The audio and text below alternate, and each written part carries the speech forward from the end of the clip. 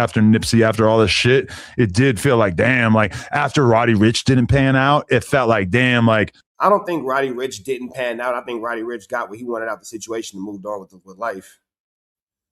LA down bad, and then meanwhile Chicago going crazy, New York going crazy, etc., Florida going crazy.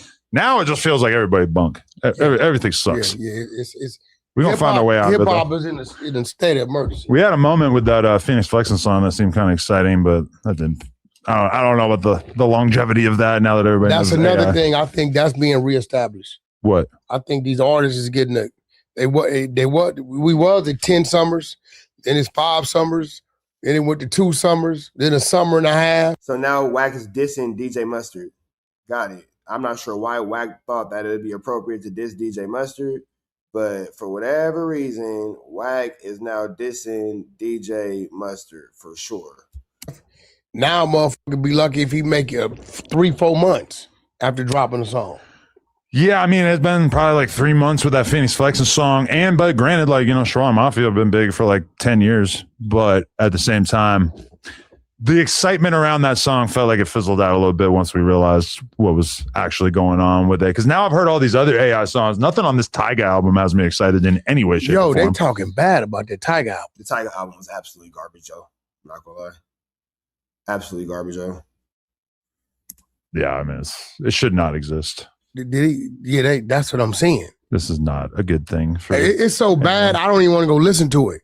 Usually I'd be like, man, let me go see what they talking about. Yeah, I heard a couple songs. Honestly, I haven't heard the whole thing. I assume the songs that I've heard on social media are the best songs. But yeah, this is not.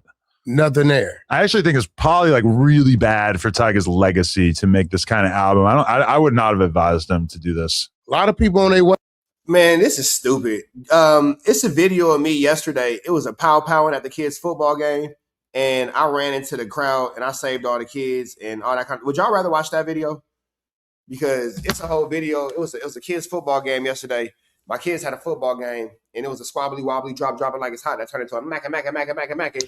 And then I had to go save all the kids, and that's what actually happened, and that was interesting. I'm uploading that right now. So I'm gonna show y'all that because this is stupid. We're not actually talking about anything. He was feature heavy. Like I know. Like I'm cutting him too much bail, but like realistically, you never do that. Yeah, I mean, because like to go from one extreme to the next, I can see like they're avoiding the topic at hand. Nobody wants to talk about how Lush put in B2A. Nobody wanna talk about it. No, not today. Lush is putting B2A on WACK. Belt to A double. Lush putting BTA on WACK. A double. Nobody wants to talk about that. All right, 20th floor. Now you're on 15th. To go from 20th floor to the 2nd floor. Now, like Rick Ross was also unhurt. But I mean, just in general, like think. All right, there's so many rappers, bro. Like I like Rick Ross. I think he's rapping. I've had no desire. Sound like Flacco. But listen to Pooh Shiesty. Like, y'all want to hear me make Adam sound like Flacco? It's just at first I didn't feel like his flow. Oh my god. Make Adam sound like Flacco was funny. We more dumber sitting in that cell. No, that was exactly how I feel. It's like, man, it sucks that we're not going to hear anything like this for a long ass time. Because Gucci Mane already got all his jury back. They're definitely avoiding the real topics for sure. I hope he likes that. I'm pretty sure the insurance didn't already got that check. Yeah, that's good. I'm glad he got his chains back. And he got another check. And so, can you just tell me, like, if you're Gucci Mane, you drop the Pooh Shiesty album. Yep. How does he get the songs? They got to give him the song. It's whoever's controlling Pooh Shiesty's drive. But wouldn't you think that the people at Pooh Shiesty's team would not want that? But then again, he don't make no money. Exactly. How does he make money? You want to drop an album? You want to make money? Yeah, he's making more money, but you want to make some money? Well, your label got to drop it, and turns out your label's owned by the guy that you just tried to rock. That man, and he still owed 3 more albums. 3 more. And best believe that if they release 18 songs on this one, they got at least another 12 or 14 for another one. Believe that. Bet that. So when you're sitting in there, you just did a 4-year stretch, right? You got out, you went crazy, brought some jewelry in your head. I'm finna get this 15 million. You stunting. Now you back, you, your dad, and your right-hand man need attorneys, right? Bills are still going on. Money's at a decline. Hey, man, got this advance for you. I feel like Pooh Shiesty on this album tells you that he is a killer, like a lot. And I don't really remember him saying that much previously. Like, obviously, yeah, he's talking about No, Pooh Shiesty always told you that he was gonna catch a hat.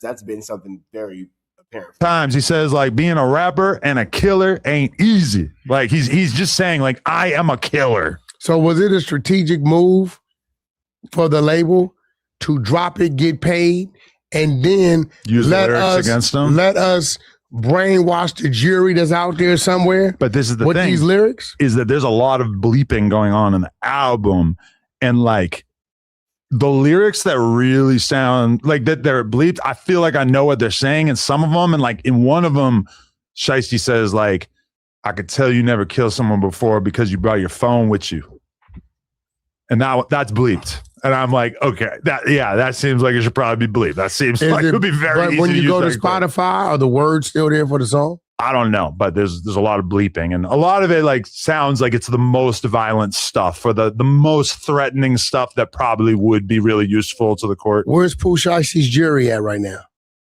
I don't know. Somewhere in America. Yeah. Somewhere in good old Texas. And guess what they just heard? What? How you know this, Wack? Is it in the same part of Texas where you caught your case and you got removed from the interest of justice? Is it that same place? Because it sounds like you're talking about Pooh Shiesty. That's sounds like you're telling on Pooh Shiesty, excuse me, talking about he's admitting to bodies and all that kind of stuff. It sounds very police accusatory. Yeah, but like when you get in a situation. And they're so thirsty not to talk about the situation with Lush, they're clearly not, tapping on the subject. Adam clearly looks bored. You can see that Adam clearly wants to talk about the situation with Lush, but Wack is avoiding it out. At least 20 of which have firsthand knowledge. What I tell you a year ago, I said the longer he sits there, soon as one of his codees start getting funny, and if the wrong one, which is the right one, meaning one of the ones that's supposed to be one with a name, gets funny, other people gonna be a little more loose with talking to them people. When I seen they went in there to try to prolong that trial date and Durk didn't want to, and the AUSA said his codees have already agreed, I knew right then and there it was all bad. There's no way he doesn't know that his codees is agreeing to these type of situations. Right? Soon as that happened, then you get the other dude that gets out, right? He gets out and he's on house arrest and say, yo, here go my address, I'm dropping a pin. Okay, well, since we're talking about snitching, we talk about what everything Lush has been saying about you. That was Jam, right? Yeah, now people are looking and saying, ain't nothing happening to nobody.